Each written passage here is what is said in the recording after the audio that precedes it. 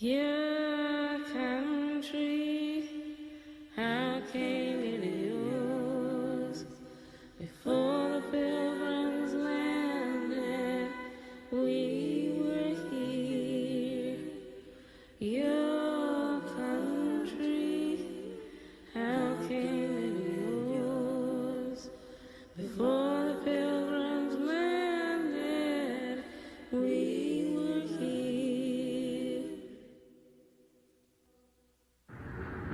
Like a holy baby girl,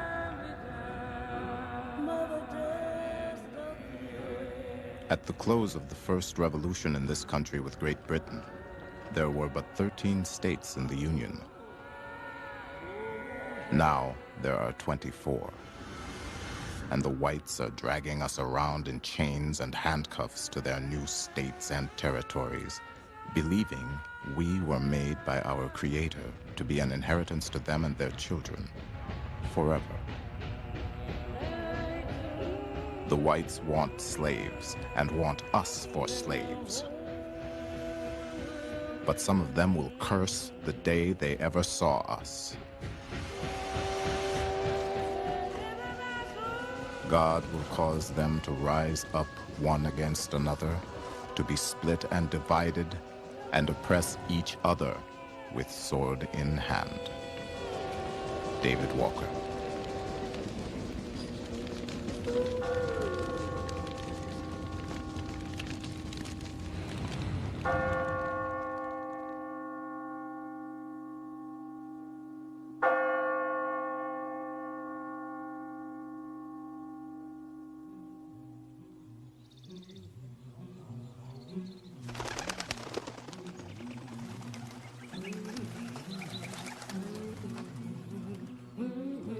The master was fixing to tie them up and whip them. They said, "Master, you ain't gonna lick me." They runs down to the river. The overseer, he sure thought he can catch them when they get to the river. But before he can get to them, they rise up in the air and fly away. They fly right back to Africa. I think that happened on Butler Island. Shad Hall, a slave of Georgia.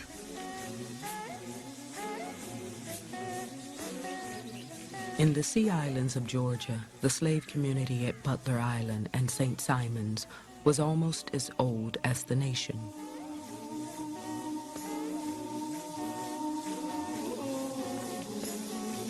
The labor of these enslaved men and women made the Butler family one of the richest in the United States.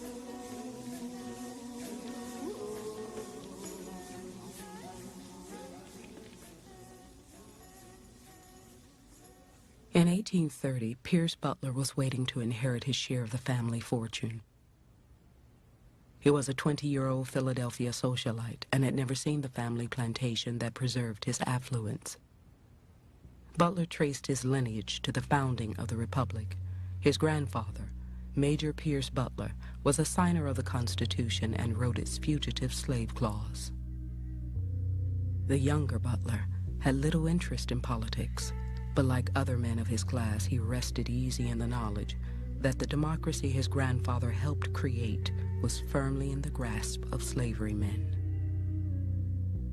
You come to Washington, the seat of the government of the nation that sees itself as the freest nation on the face of the earth. And in that capital, what you see is slave auctions, slave holding pens, groups of slaves being marched through the streets on their way to Virginia or farther south. So that slavery is very much in evidence in the nation's capital. And not a few foreign visitors make note of the fact that they come to the seat of American freedom and they are struck by the presence of American slavery.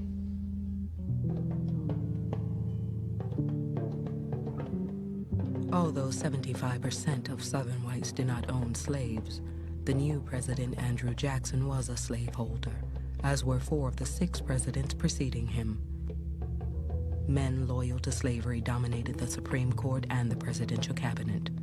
Within a few years, Their influence in the House of Representatives would prevent petitions against slavery from even being read on the floor. The relation which now exists between the two races has existed for 2 centuries. It has grown with our growth and strengthened with our strength. It has entered into and modified all our institutions, civil and political. We cannot permit it to be destroyed. Come what will, should it cost every drop of blood. John C. Calhoun, Senator, South Carolina. Money invested in slavery was by far the largest concentration of capital in the country. By 1830, 2 million African Americans were enslaved in the United States, worth over $1 billion to their owners. By comparison, annual federal revenues were less than $25 million. The vast majority of the world's cotton was being produced and exported in the South. They were sort of like Saudi Arabia and Kuwait with oil at certain points in this century. They had it all and everyone else wanted it. And this gave them a tremendous amount of economic power in the world. And of course, all this rested on slave labor.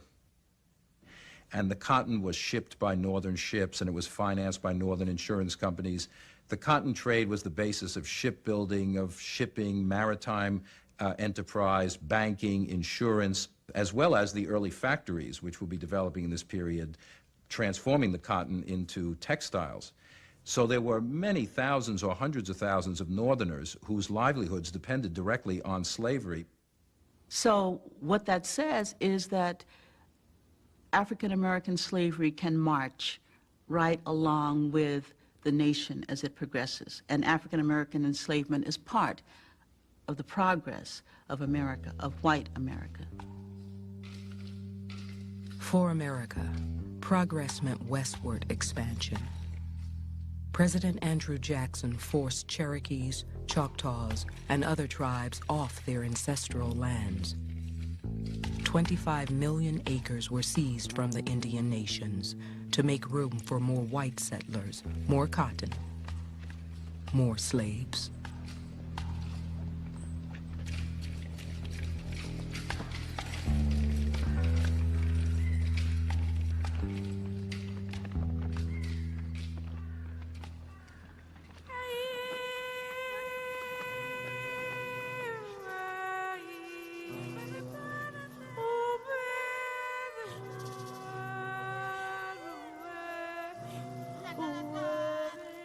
I was meditating upon some means of escape.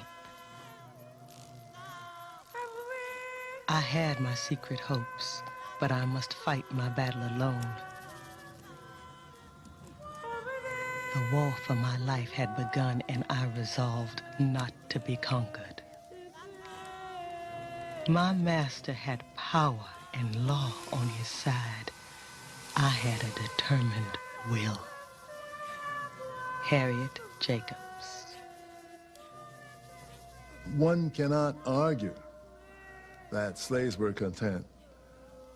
You might have 10 slaves one night when you go to bed. The next morning, you can almost be bankrupt if those 10 slaves have left. That could be as much as $20,000 or $30,000 worth of investment there, and they just disappear.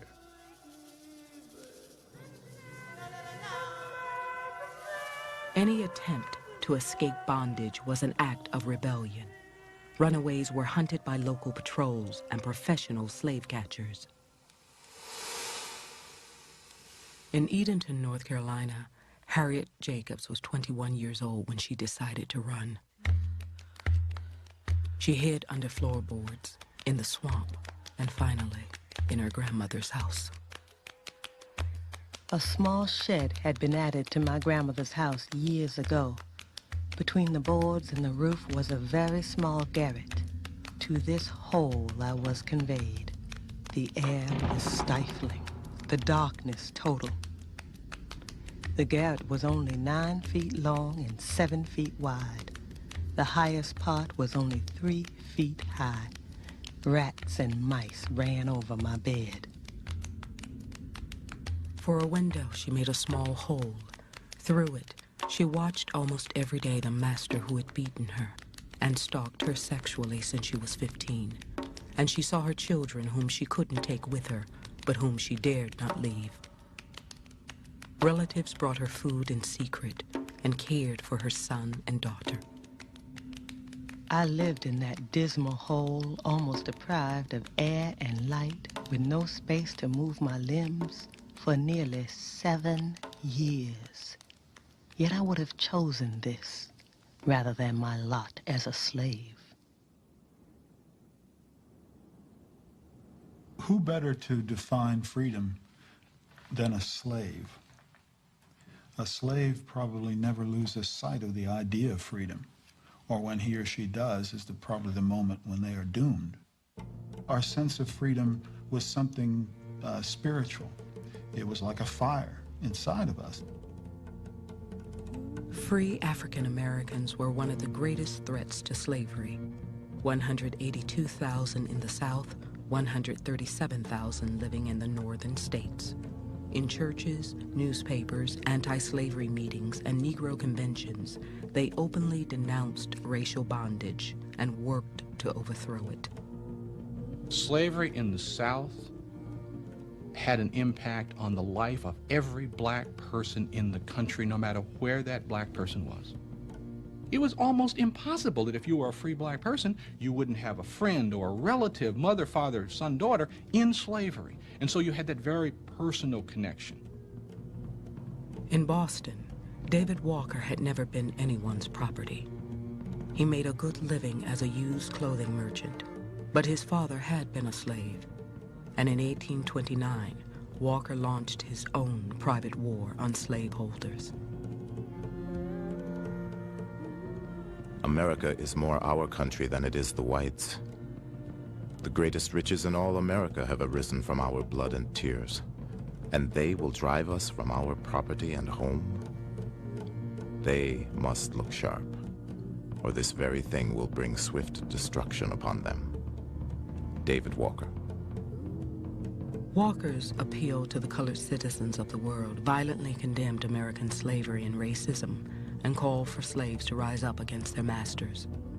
Racial bondage, prophesied Walker, was an abomination which would call divine wrath down upon the country. Walker said, no, black people are Americans and they deserve to be not only freed but treated as citizens of this country.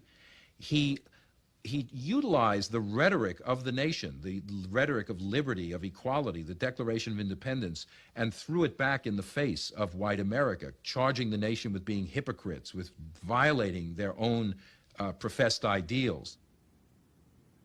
Walker smuggled his appeal into the South by sewing it into the coats of black sailors. Its fiery rhetoric announced a radical shift in the struggle to abolish slavery. Southern officials put a price on Walker's head: $1,000 dead, $10,000 if taken alive. 3 states, Georgia, Louisiana, and North Carolina, as a direct result of Walker's appeal, passed legislation making it a crime to teach slaves, or in fact blacks, free or slave, from being able to read and write.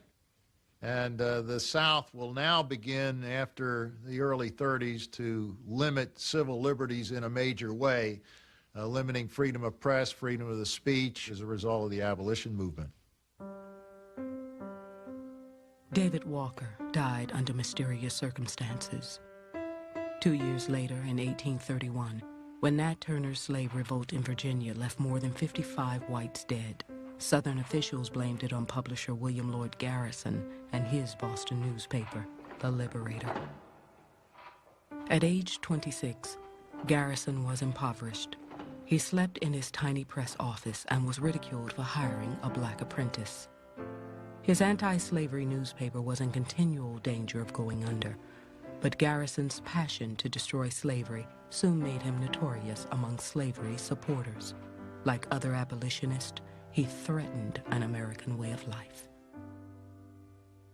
Garrison was also one of the few white abolitionists who shouldered up to David Walker, and actually he serialized parts of Walker's appeal in The Liberator in 1831, after Walker's death, Garrison believed that through moral suasion, as it was called at the time, by an onslaught of persuasion, that Southerners over time could be convinced of the sin of slaveholding. Before God, such a glaring contradiction as exists between our creed and practice, the annal of 6,000 years cannot parallel. I am ashamed of my country. I am sick of our unmeaning declamation in praise of liberty and equality, of our hypocritical cant about the unalienable rights of man. We are guilty, all guilty, horribly guilty. William Lloyd Garrison.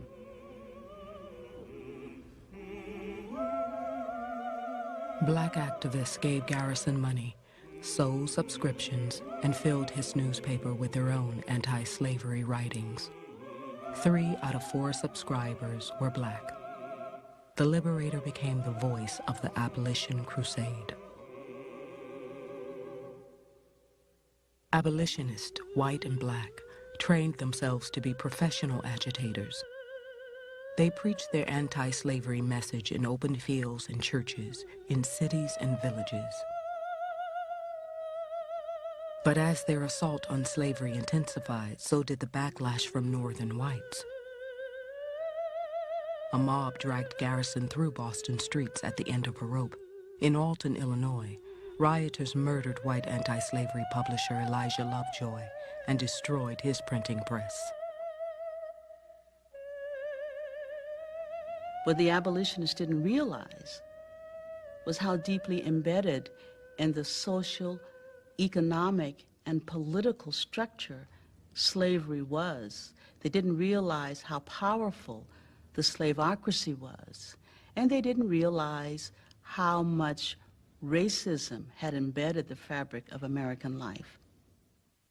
Most white Americans knew that slavery was wrong. The way they reconciled themselves to it was that to think that it could be abolished would bring worse consequences on the country. One is that it would disrupt the Constitution. It would perhaps unleash civil war.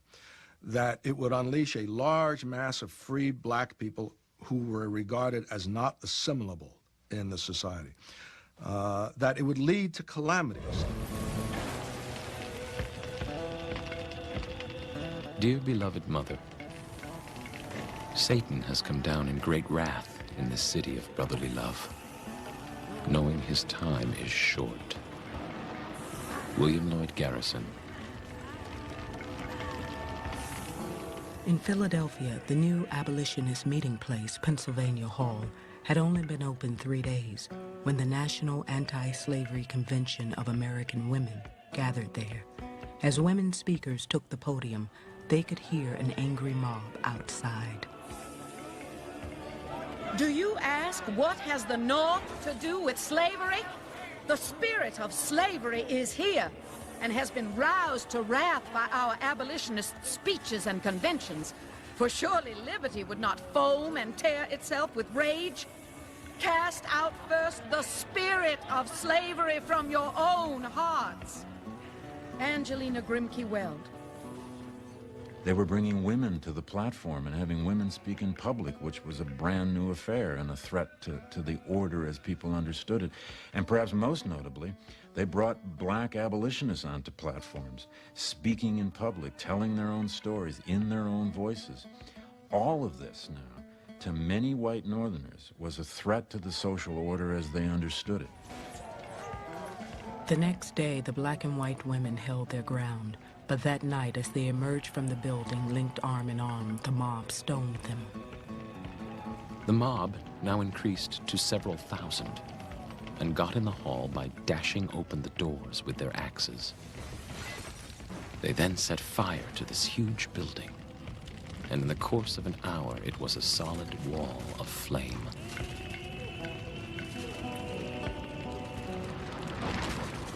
For abolitionists, the message was clear. Demands for racial equality threatened not only the slave-holding South, but the privileges of whiteness in the North. We think of the Jacksonian era as the era of the common man. And in a sense, it was the era of the common man, as long as the common man was white. And so here we have a great distinction between whiteness giving citizenship or standing or almost personhood. And no matter how rich you are, if you're black, you are not a person or you are not a citizen. And in the 1830s, over and over again, places like Pennsylvania, new legislation inserts the word white into the regulation of voting. So this is I would say, the great watershed of where whiteness makes the big difference in becoming a citizen. The racial system, the system of white preferment in employment, in political access, in citizenship, came to embrace virtually all so-called white people in this country who did, in fact, have a stake in the advantages of racial supremacy. They had access to jobs from which even free Negroes were excluded. They had the right to vote. So definitely white people gained from the system of racial supremacy. Without that, white itself would have been a meaningless category. It would have been simply a physical description like tall.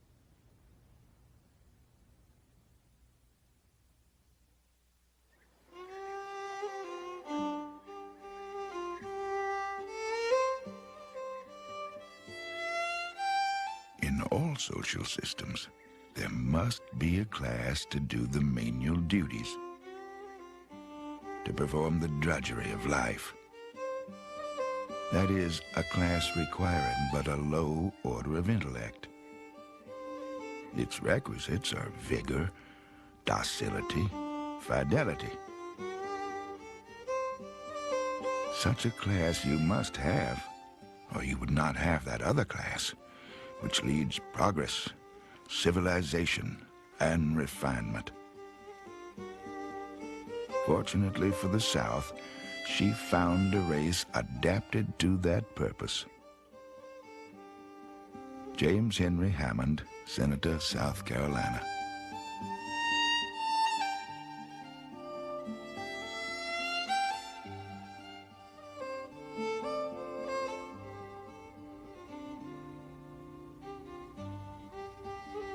By 1838, Pierce Butler of Philadelphia and his brother John had inherited the Butler family plantations on the Altamaha River in Georgia. Ownership included 730 human beings, slaves who grew Sea Island cotton on St. Simon's and rice on Butler Island. At age 28, Pierce Butler, a man with a taste for high living, was now one of the richest men in the country.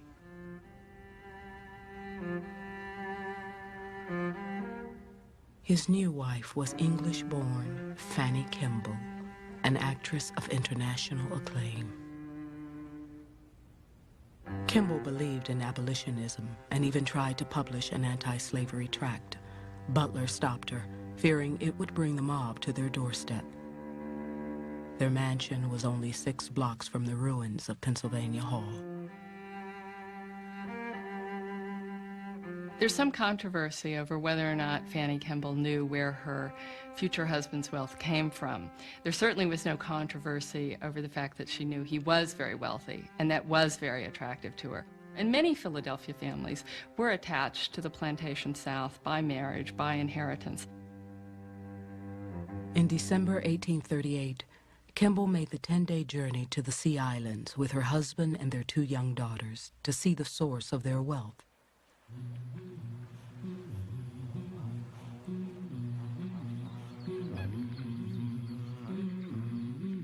She hoped to persuade Pierce to gradually emancipate his slaves, as some slaveholders had. But she was entering into a world for which nothing in her life had prepared her. We now approached the low, reedy banks of Butler Island. The wharf began to be crowded with Negroes shouting, laughing, and clapping their hands, a usual expression of savages and children. to express their ecstasy at our arrival. They seized our clothes in our hands and almost wrung them off. I believe I was almost frightened, and it was not until we were safely housed and the door shut that we indulged in a fit of laughing, quite as full on my part of nervousness as of amusement. Although Kimball brought with her all the racial anxieties and prejudices of her time, she was drawn to the people in this place she called Negro Land. She kept a very careful journal while she was there. She got acquainted, especially with slave women, who gradually came to trust her because she was different from any white person that they had ever seen before. The Butler Rice Plantation was the largest in Georgia, one of the biggest in the United States. Here on her husband's estate, Kimball expected to find the people well cared for.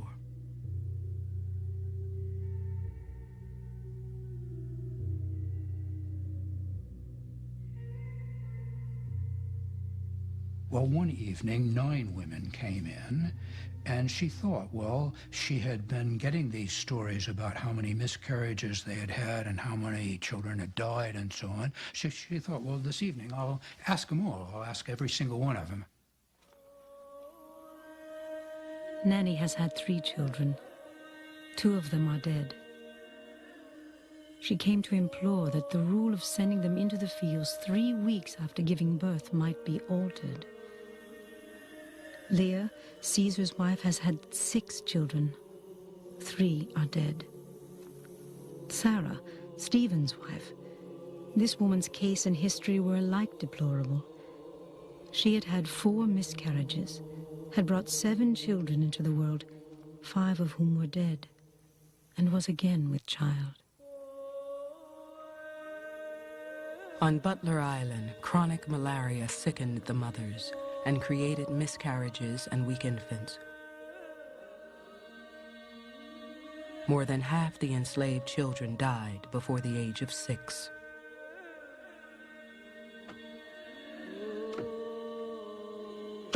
I stood in profound ignorance, sickening with the sight of suffering which I knew not how to alleviate. And I beg you to bear in mind that the Negroes on Mr. Butler's estate are generally considered well off.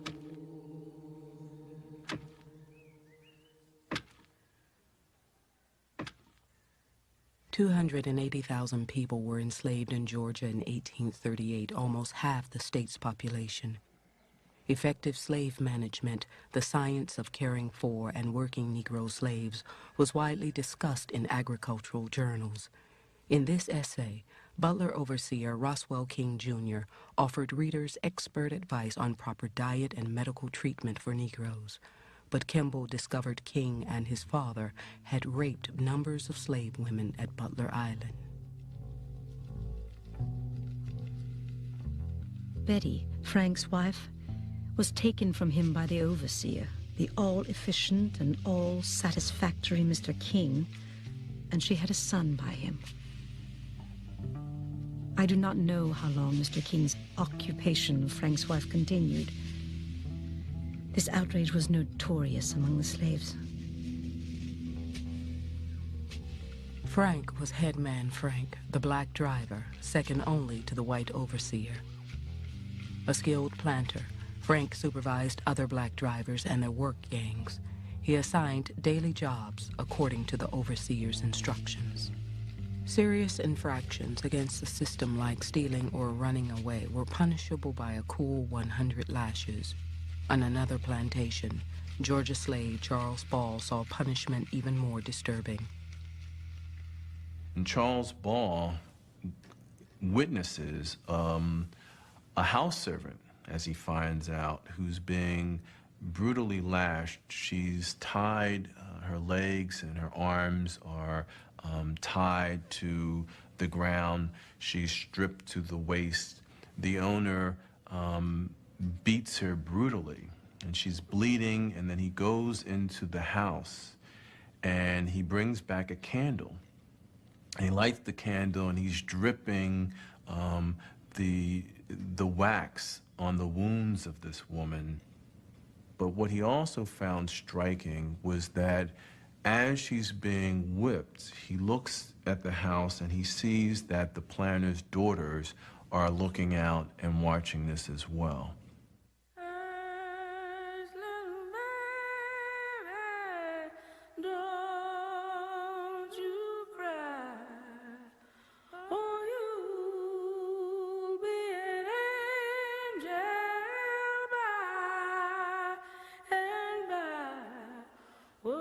Suppose you were a child growing up on a plantation.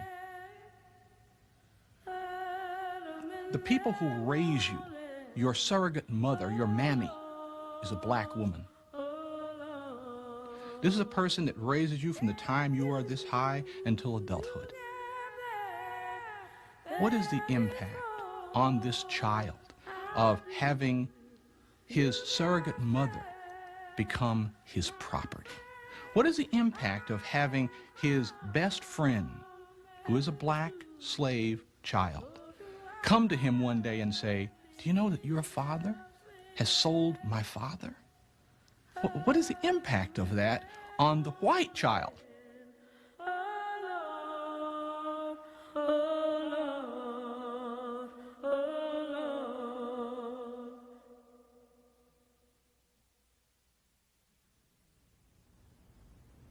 I am getting perfectly savage over all these doings, and really should consider my own throat and those of my children well cut if some night the people were to take it into their heads to clear off scores in that fashion.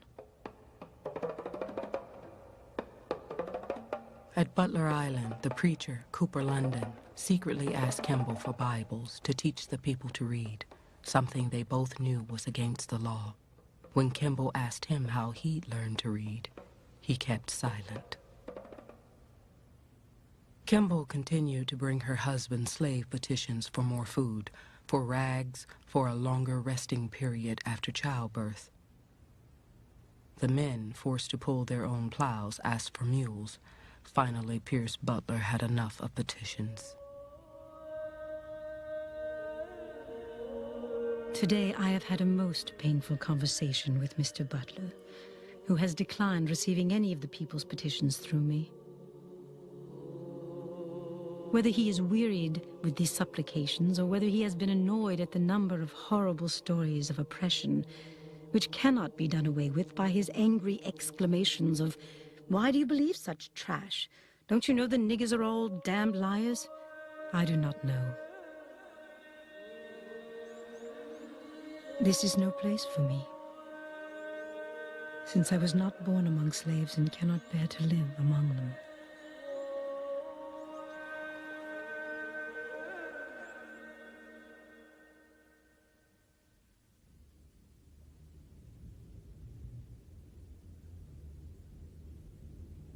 I long to draw in a plentiful draught of fresh air, to stretch my cramped limbs, to feel the earth under my feet again. My relatives were on the lookout for a chance of escape, but none seemed tolerably safe. Harriet Jacobs. On a night in 1842, friends at last smuggled Harriet Jacobs north to Philadelphia by sea. Her son was safe with her free grandmother. Her daughter was already in New York. After 7 years in hiding, Harriet Jacobs was free. The next morning, I was on deck as soon as the day dawned to see the sun rise for the first time on free soil. We watched the reddening sky and saw the great orb come up out of the water. Soon the waves began to sparkle and everything caught the beautiful glow.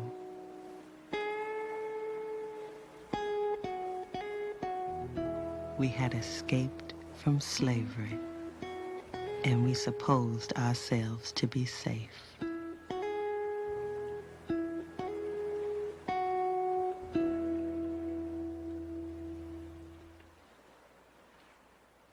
once you're free, I mean, that's not the end of your problem. You've got to work. You've got to have a place to live. You have to have very practical kinds of things. I mean, these are people coming out of the South, so what do you do in terms of dealing with northern winters? Very practical kinds of things, clothing. Were you going to stay in that city? Were you going to try to move farther north? Well, when blacks came to the North and lived in black communities in Philadelphia or Boston or New York or out west even in Cincinnati, they found themselves living in largely all black enclaves.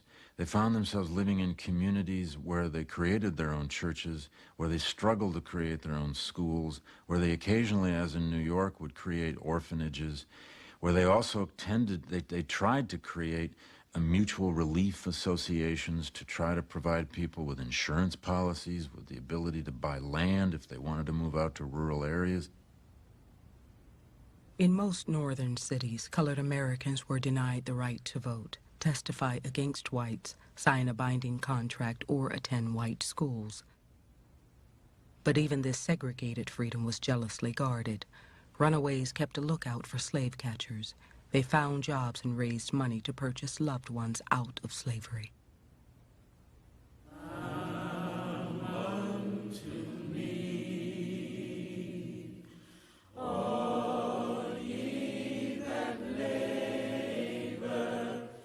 By 1840, over 1,000 anti-slavery societies had risen up in the free states, with black and white membership numbering 200,000.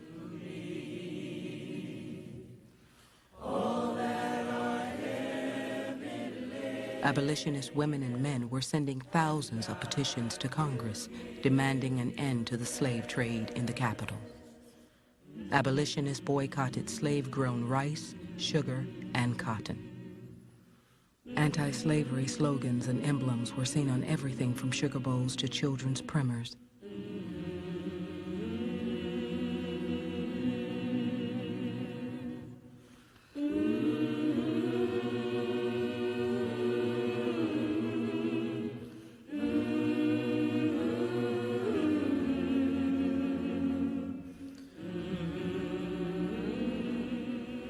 But it was the powerful voices of fugitive slaves in the North that infused the movement with new urgency.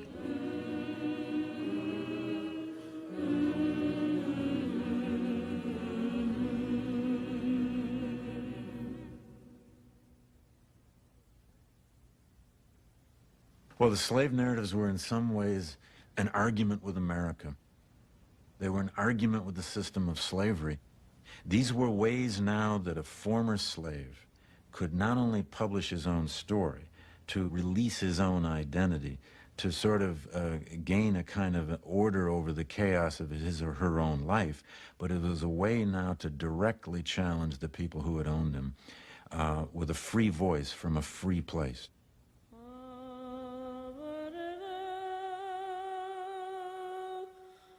When I was a slave, I hated the white people.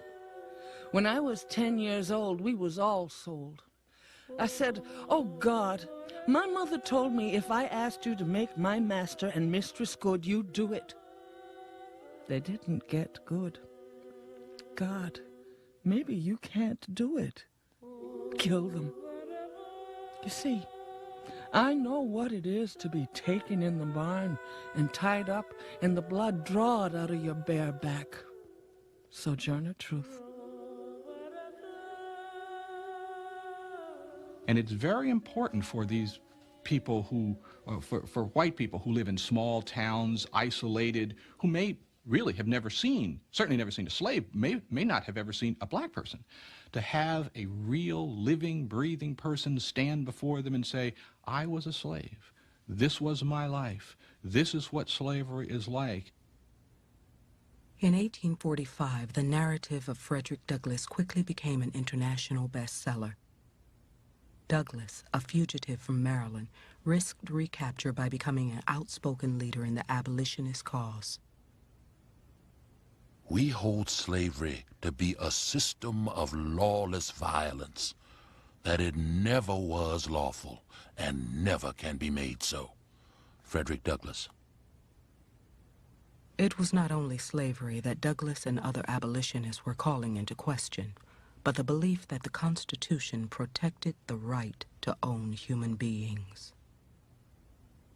The Constitution of the United States, inaugurated to form a more perfect union and secure the blessings of liberty, could not well have been designed at the same time to maintain and perpetuate a system of rape and murder like slavery. Not one word can be found to authorize such a belief. The abolitionists, you might say, invented a new and different Constitution, a different reading of the Constitution, very much informed by the Declaration of Independence and its affirmation of human equality, and posited it as an alternative to the dominant vision of America as a white society, which was so prominent in this period. So that the abolitionists, you might say, reinvigorated the rhetoric of the American Revolution, which stated that this was an asylum for liberty for all mankind, but that rhetoric had not been put into reality by the Founding Fathers. They had created a society of white entitlement. In 1847, in Rochester, New York, Douglass founded the North Star, his own anti-slavery newspaper.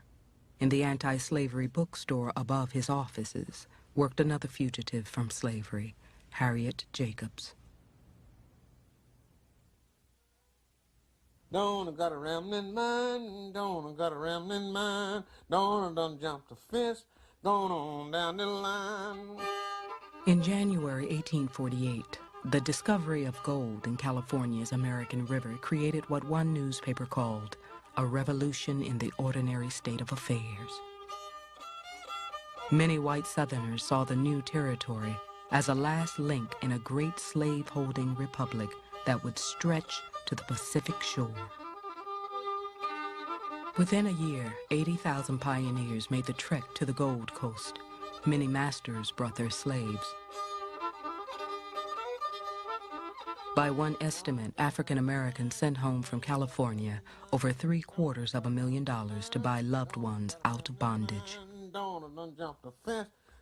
When Californians petitioned Congress to be a free state, Southern leaders threatened to quit the Union and form their own country. The price for saving the Union would be the rights of black people. In 1850, in return for a free California, Southern leaders in Congress demanded a tough new fugitive slave law. No black person, fugitive or freeborn, would be safe.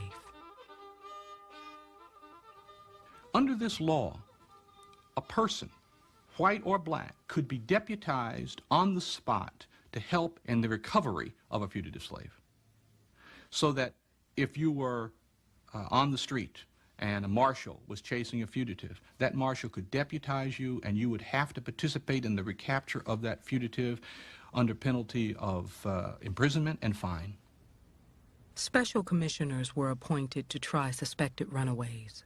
Those accused were denied a trial by jury and the right to testify. Commissioners received $10 for every person returned to slavery, only $5 if the man or woman was acquitted.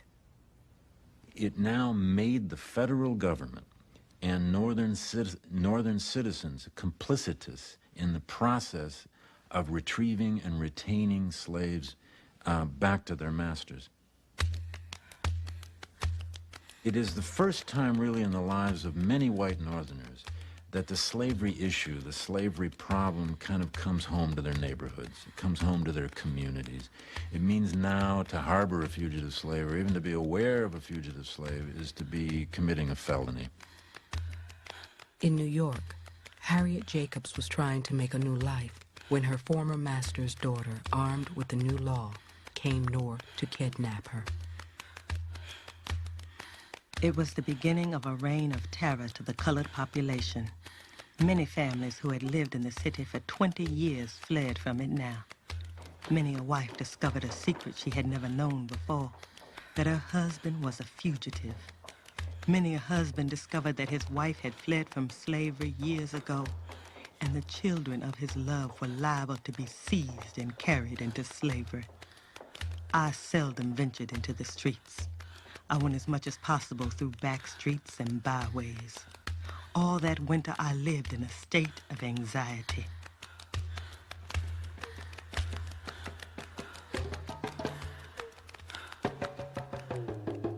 found my way to Boston. I got employment. I worked hard, but I didn't tell anybody I was a slave. One night, I heard someone running behind me. Almost before I could speak, I was lifted off my feet by 6 or 7 others, and it was of no use to resist. Anthony Burns. In 1854, the arrest of Anthony Burns triggered a showdown between Boston abolitionists and the federal government. Abolitionists swore never to allow a fugitive slave to be taken. The South, perhaps understandably, said, look, this is our constitutional right. It's in the Constitution that we have a right to get our fugitive slaves back. How can illegal groups of Northerners prevent this? As news of Burns' arrest spread, hundreds of white citizens met at Boston's Faneuil Hall. Black citizens gathered in the basement of Tremont Temple. The white meeting is going on, debating about what they should be doing and so on. When the word comes that the blacks are attacking the courthouse and the white meeting empties out, pretty soon they're all around the courthouse trying to break in to get Anthony Burns out. There was but room for one to pass in. I glanced at my black ally. He did not even look at me, but sprang first.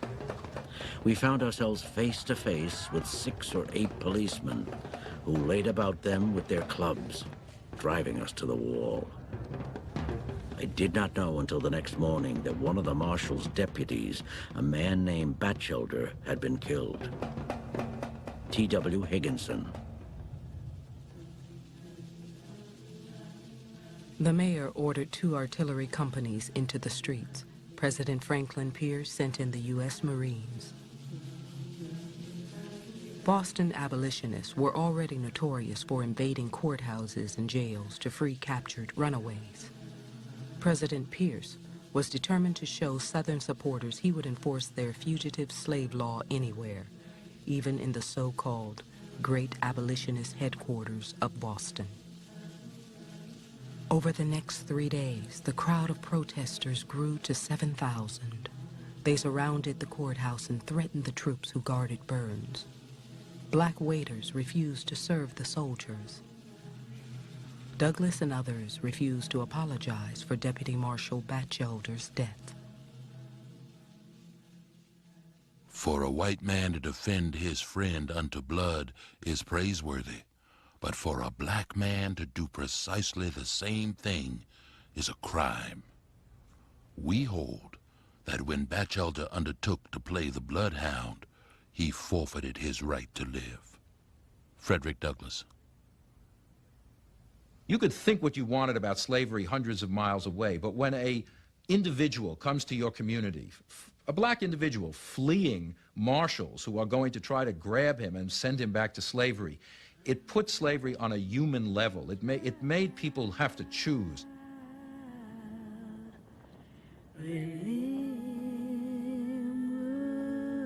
On June 2nd, Anthony Burns was convicted of being a fugitive slave. When the captain of the watch was ordered to bring Burns out of the courthouse to send him back, he resigned in protest.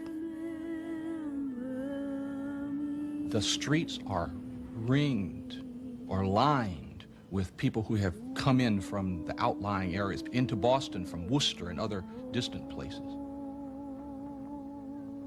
Shopkeepers have draped their windows in black crepe, and there's a coffin that hangs across the street with the message, "Here lies liberty." I feel my investment in life here is worth many % less since Massachusetts deliberately restored Anthony Burns to slavery. My thoughts are murder to the state. My thoughts involuntarily go to plotting against the state. Henry David Thoreau. 50,000 citizens crowded the streets. Companies of U.S. Marines, local militia, and artillery marched Anthony Burns to the wharf and onto a ship bound for Virginia. The showdown was over, But some Southerners asked themselves if the recapture of one man was worth hundreds of troops, the enormous expense of $50,000, and the life of a deputy marshal. 2 months later, on the 4th of July, William Lloyd Garrison publicly burned the fugitive slave law. Then, as the crowd said, "Amen," he burned the Constitution itself. It was a covenant with death, he said, an agreement with hell.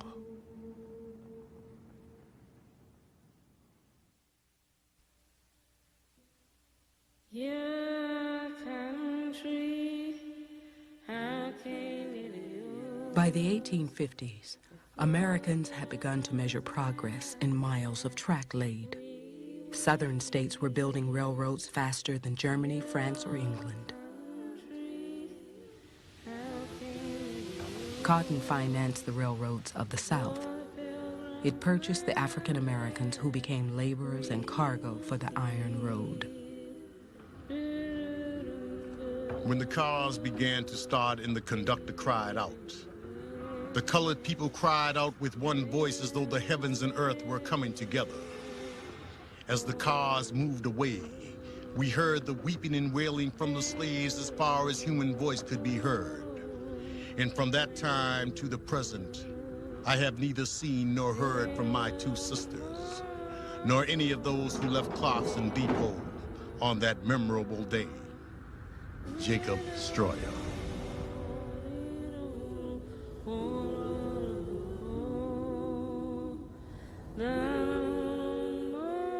In 1854, America was poised to build a railroad across the continent, west through the Kansas Territory.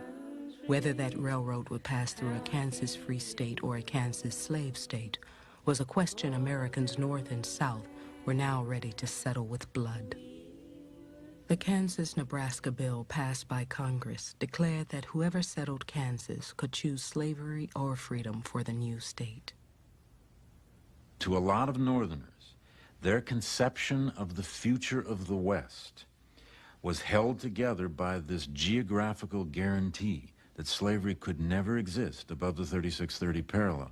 The Kansas-Nebraska Act now in 1854 erases that 34-year-old vow, which had the sanction of the Constitution.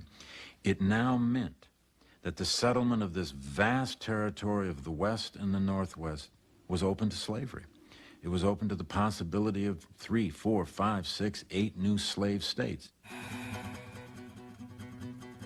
From northern states, thousands of pioneers set out to settle Kansas. The New England Immigrant Aid Company financed the settlement of entire villages. In Brooklyn, New York, abolitionist preacher Henry Ward Beecher raised funds to give rifles to the Free Soil settlers.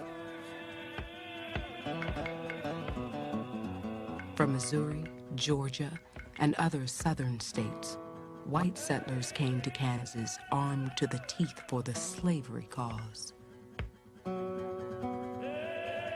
If Kansas is not made a slave state, it requires no sage to tell that without some very extraordinary revolution, there will never be another slave state. The Sovereign Squatter newspaper, Kansas, 1856. But most Northerners who came to the plains did not want to end slavery nationwide. They simply did not want to compete with it in Kansas. And they didn't want to work alongside black people, slave or free. Their movement was called Free Soil. Free soil meant free states for free white men. Is the future of America going to be America as white man's country, or America as a country in which there are multiple races? One of the ways you can ensure that America is, in the future, white man's country is to make sure that that West was as white as possible, as free as possible from blacks, whether these blacks were slave or whether these blacks were free. Settlers who only came hoping to build farms discovered they were homesteading a battlefield. Two opposing territorial governments emerged on the plains, one pro-slavery, the other free soil. Each government outlawed the other, and both pushed to exclude free African Americans. Cousin Sidney, we heard that 5 men had been killed by Free State men. The men were butchered, ears cut off, and bodies thrown into the river. The murdered men, pro-slavery, had thrown out threats and insults, yet the act was barbarous and inhuman, whoever committed by. Since yesterday, I have learned that those who committed the murders were a party of Browns. The war seems to have commenced in real earnest. Edward Bridgman. In 1856, a raiding party led by John Brown and his sons avenged the burning of the free soil town of Lawrence with the blood of 5 pro-slavery men. At age 56, Brown was one of the few white men who didn't want an all-white Kansas. He was a fiery abolitionist who hated slavery, believing, as one acquaintance put it, that he was made by God to break the jawbone of slaveholders. As white men killed white men in bleeding Kansas, David Walker's prophecy of an American apocalypse seemed close at hand. On the 4th of March, 1857, the new president, James Buchanan, promised the nation that the U.S. Supreme Court would at last settle the question of slavery in the United States, where it could go and where it could not. Dred Scott, a slave from Missouri, has sued for his freedom on the grounds that his master had once taken him to free northern soil. In his opinion for the court, Chief Justice Roger B. Taney resolved to decide African American destiny once and for all. Dred Scott was not a citizen of Missouri and not entitled as such to sue in its courts. We think they were not intended to be included under the word citizens in the Constitution, and can therefore claim none of the rights and privileges. They were considered as a subordinate and inferior class of beings, subjugated by the dominant race, and altogether unfit to associate with the white race. It is obvious they were not even in the minds of the framers of the Constitution when they were conferring special rights upon the citizens. Mr. Chief Justice Roger B. Taney for the United States Supreme Court, 1857. No black person could be a citizen of the United States, said Taney. This is a country, the family of America, as he called it, was white. And the South had a perfect right, he said, under the Constitution, to expand slavery into all the territories of the United States. In other words, Taney said that slavery existed wherever the owner wanted to take his slave. And then he made that very famous statement that a black man has no rights that a white man has to respect.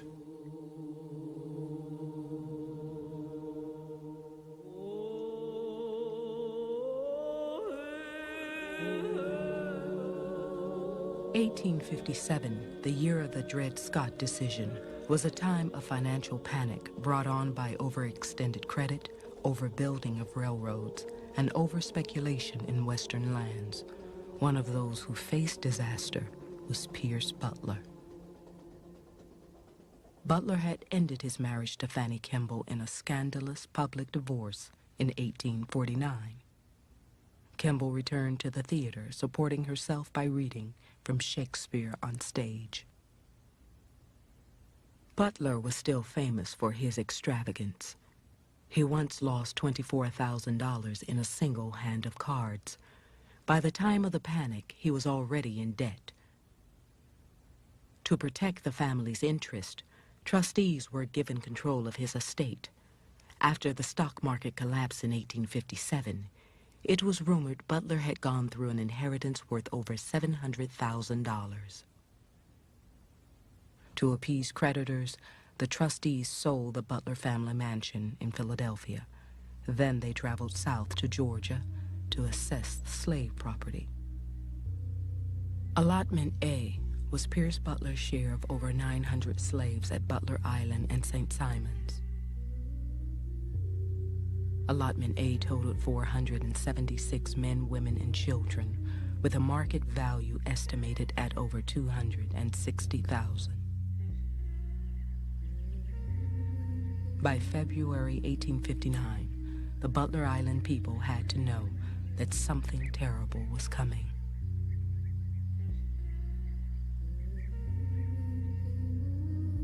Headman Frank was listed as superannuated, too old for the block.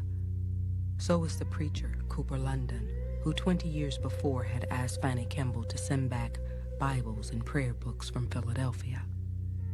Pierce Butler did not want to put his people on the block, but in February, 429 men, women, and children, including a child named for the master, were loaded onto railway cars and steamboats and shipped to Tim Brook Racetrack in Savannah.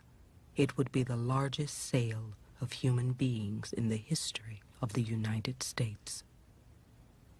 And as soon as time get tough and he said he was going to lose his 500 acres or better because of taxes and hard time, first thing he did, he was going to sell his supposedly family member, which was you. Your skin was black, so you were going to be sold to make a difference. You were sold for as cheap as $200 to as high as $2,000, but you were sold to save whatever he needed to save. He wasn't going to sell his mother and father and his sister and brother. He was going to sell you and I. Days after the Butler Island people arrived for inspection, a cold drizzle began to fall. The affair was regarded with unusual interest throughout the South. Nothing was heard of for days in bar rooms and public houses but talk of the great sale, criticism of the affairs of Mr. Butler, and speculation as to the probable prices the stock would bring. Mortimer Neal Thompson. Thompson came to Savannah from New York, disguised as a slave speculator, to record the event for the New York Tribune. None of these Butler slaves had ever been sold before. On the faces of all was an expression of heavy grief. Some appeared to be resigned to the hard stroke of fortune. By the first day of the auction, the drizzle had become a hard rain. Desperate fathers and husbands tried to convince benevolent-looking planters to bid for them and their families. You think love would be different than it is now? Their phrase was, try to keep the family together at all costs, and that's what they tried for. That's what they prayed for, to keeping the family together. And they do anything to keep the family together, practically anything to do it. The women never spoke to a white man unless spoken to, and then made the conference as short as possible. 106, Marion Worcester, what do you go? How many dollars? Good race hands here, 2 good ones. How many dollars? What are you for? 2 times the count now. You're going to buy them both. How many dollars started to buy? Through all the insults to which they were subjected, they conducted themselves with perfect self-respect. The children were of all sizes, the youngest being 15 days old.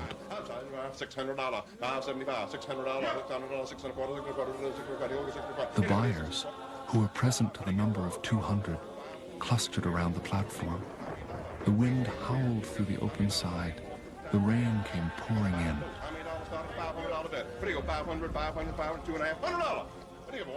They were sold in families. But let us see. The man and wife might be sold to the pine woods of North Carolina, their brothers and sisters scattered through the cotton fields of Alabama and the rice swamps of Louisiana, while the parents might be left on the old plantation.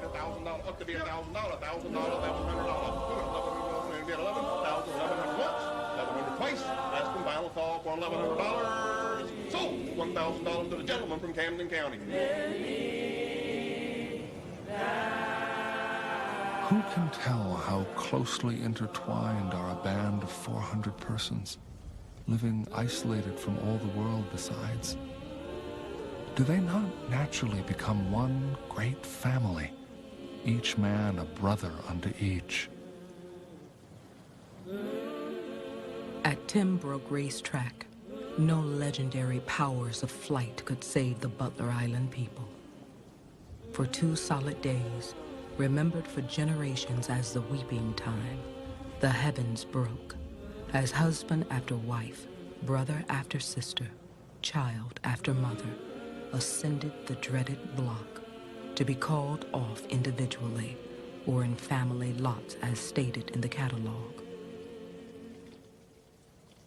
The New York Herald reported that only after the last slave was sold did the rain stop.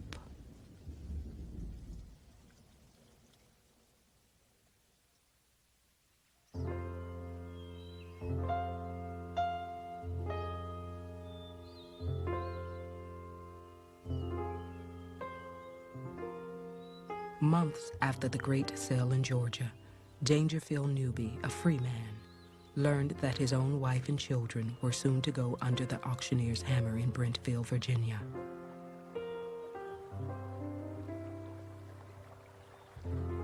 Dear husband, I want you to buy me as soon as possible, for if you do not get me, somebody else will. Dear husband, you know not the trouble I see. It is said master is in want of money. If so, I know not what time he may sell me, and then all my bright hopes of the future are blasted. For there has been one bright hope to cheer me in all my troubles. For if I thought I should never see you, this earth would have no charms for me. Do all you can for me, which I have no doubt you will. Your affectionate wife, Harriet Newby.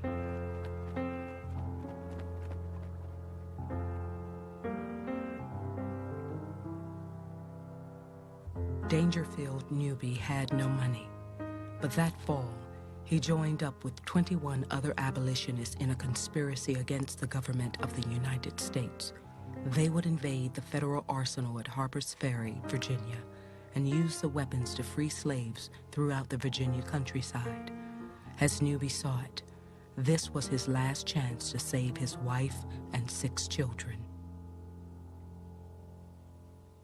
The conspiracy's leader was John Brown, a wanted man with a price on his head. After the fighting in Kansas, he circulated secretly among black and white abolitionists, collecting money, weapons, and volunteers to attack the federal arsenal. His extraordinary plan suited the mood of many black abolitionists. Some were already preparing themselves for what they called the irrepressible conflict. There is an increasing sensibility among abolitionists by the late 1850s, though they do not know how to plan it, that slavery is only going to be destroyed through some kind of violence. Besides Dangerfield Newby, there was Osborne Anderson from Chatham, Canada. From Oberlin, Ohio came Lewis Leary. Leary's Irish grandfather and his free black great-grandfather had fought in the Revolution. Leary recruited his nephew, college-educated John A. Copeland, Jr. Both had already risked their lives to rescue a fugitive from the hands of Kentucky slave-catchers. And there was Shields Green, himself a fugitive slave. Of the 16 white raiders, some were Quakers. Some had fought alongside Brown in Kansas. 3 were Brown's own sons, Owen, Oliver, and Watson. But missing from the roster was the man Brown wanted most at his side, Frederick Douglass. Brown had tried to recruit him and failed. In order for John Brown's raid to have been successful, he would have had to overcome not only local military authority, not only state militia, but ultimately the U.S. Army. I mean, slavery was protected by the U.S. government, not just by some local officials. And Douglass knew this. I told him, and these were my words, that he was going into a perfect steel trap, and that once in, he would never get out alive.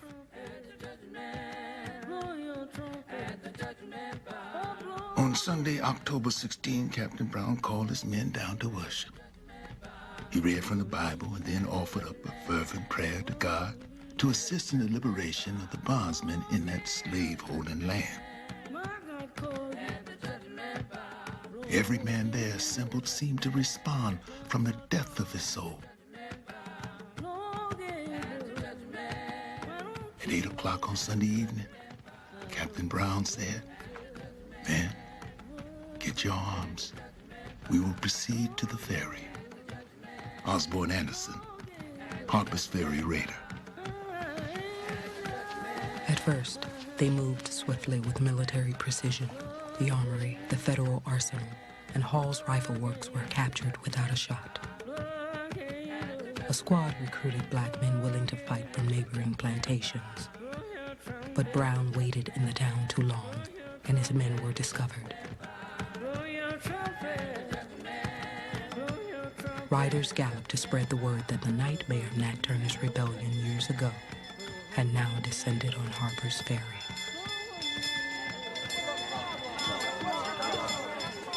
As the sun rose, the panic spread like wildfire. Men, women, and children could be seen leaving their homes in every direction, impelled by fear. The Judgment Day could not have presented more terror in its awful and certain punishment. Osborne Anderson. By morning, there was full-scale war in the streets. Farmers and militiamen poured into the town. Some of Brown's men were pinned down at the rifle works. Others barricaded themselves in the firehouse.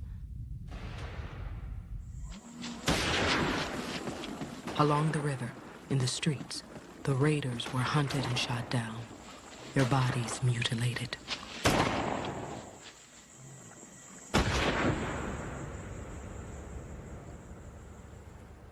Of the men shot on the rocks when the party were compelled to take to the river, some were slaves. They suffered death before they would desert their companions, and their bodies fell into the waves beneath. Osborne Anderson. In 36 hours, it was finished. Troops led by Colonel Robert E. Lee and Lieutenant J.E.B. Stewart stormed the firehouse. Of the 22 raiders, 10 were dead. John Brown's sons, Oliver and Watson, were dead. Lewis Leary was dead. Osborne Anderson and 4 others escaped. 7 more were captured and would stand trial. Among them, John Copeland, Shields Green, and John Brown. For slaveholders, the raid was proof of a Northern conspiracy to invade the South and destroy its institutions. But more shocking were the bodies strewn along the riverbanks and in the streets of Harpers Ferry, proof that white men and black were willing to die to end slavery. In the name of the young girl sold from the warm clasp of a mother's arms, in the name of the slave mother, her heart rocked to and fro by the agony of her mournful separations, I thank you. You have rocked the bloody Bastille, and I hope that from your sad fate, great good may arise to the cause of freedom. Frances Ellen Watkins. On December 2nd, John Brown, 59 years old, sat on his coffin and rode to the gallows, convicted of murder, insurrection, and treason. Across the North, bells tolled. In churches, public meetings, and in newspapers, he was proclaimed a Christian martyr. The charges of treason against John Copeland and Shields Green were dropped. According to the Dred Scott decision, they were not citizens and therefore not traitors. But on charges of murder and conspiring to incite insurrection, they were sentenced to death. My fate, so far as man can seal it, is sealed. But let not this fact occasion you any misery. For remember the cause in which I was engaged. Remember it was a holy cause, one in which men in every way better than I am have suffered and died. Farewell. Goodbye. Serve your God and meet me in heaven, your son and brother to eternity, John A. Copeland.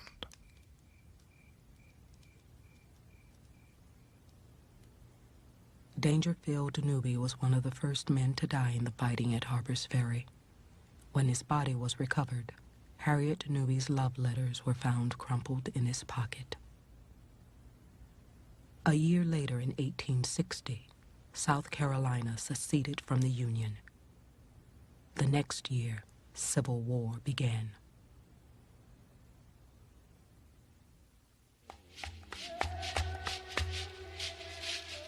The irrepressible conflict had come at last.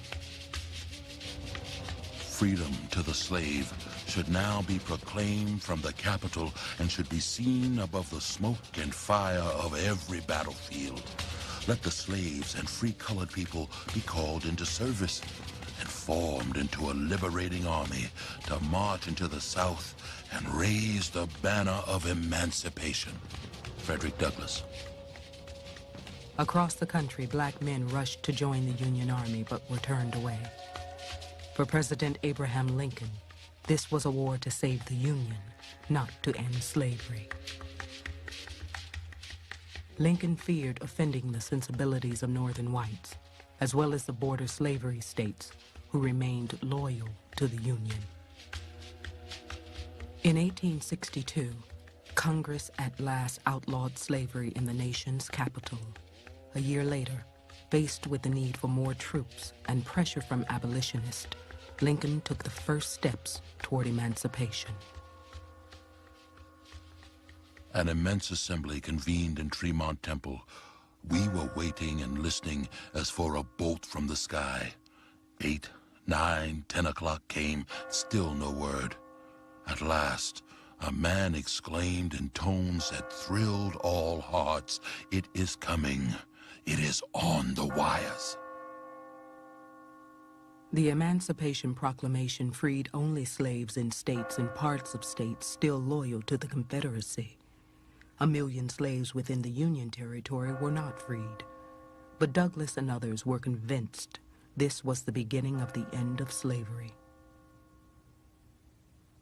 In 1863, the Union Army began accepting free African Americans and runaway slaves into its ranks. Over 180,000 would take up arms in the struggle. As Union soldiers fought their way south, they were met by thousands of escaping slaves.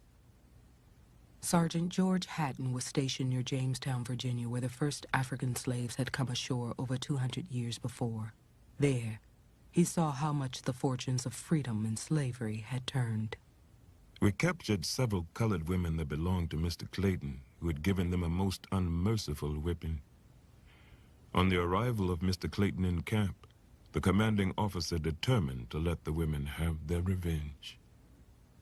The white commanding officer first ordered Mr. Clayton tied up and flogged by a black soldier in Company E, a man who had once been Clayton's property.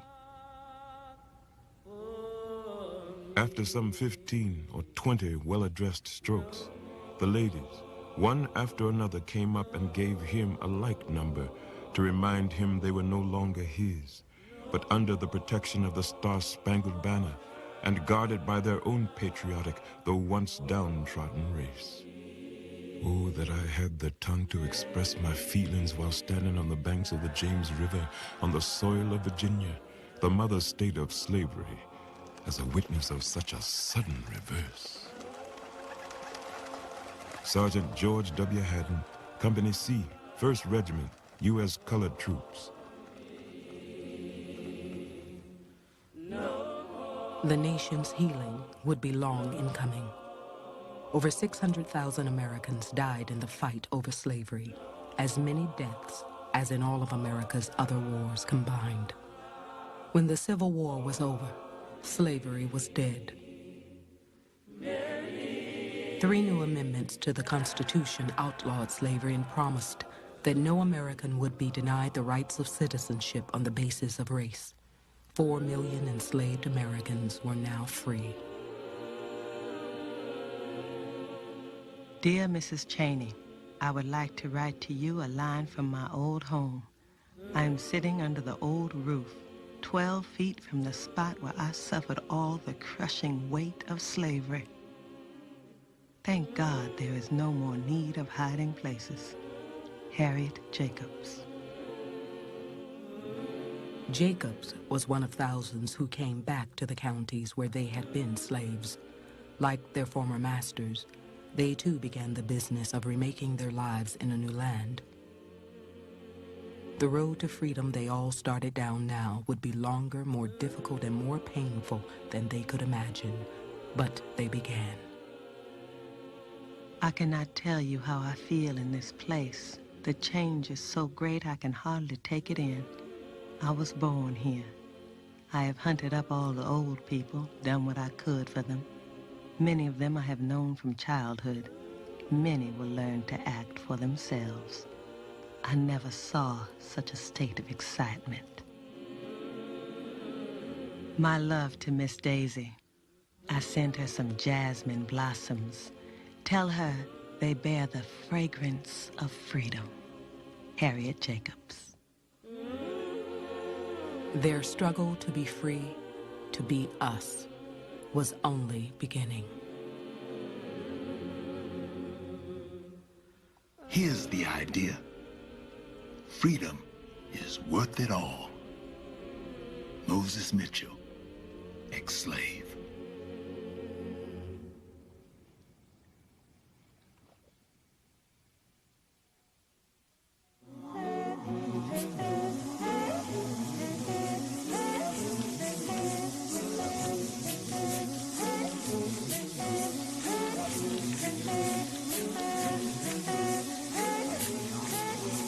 To learn more about Africans in America and to see the teacher's guide for the series, visit the Africans in America website at www.pbs.org. To purchase the Africans in America home video, companion book, or CD soundtrack, call 1-800-255-9424.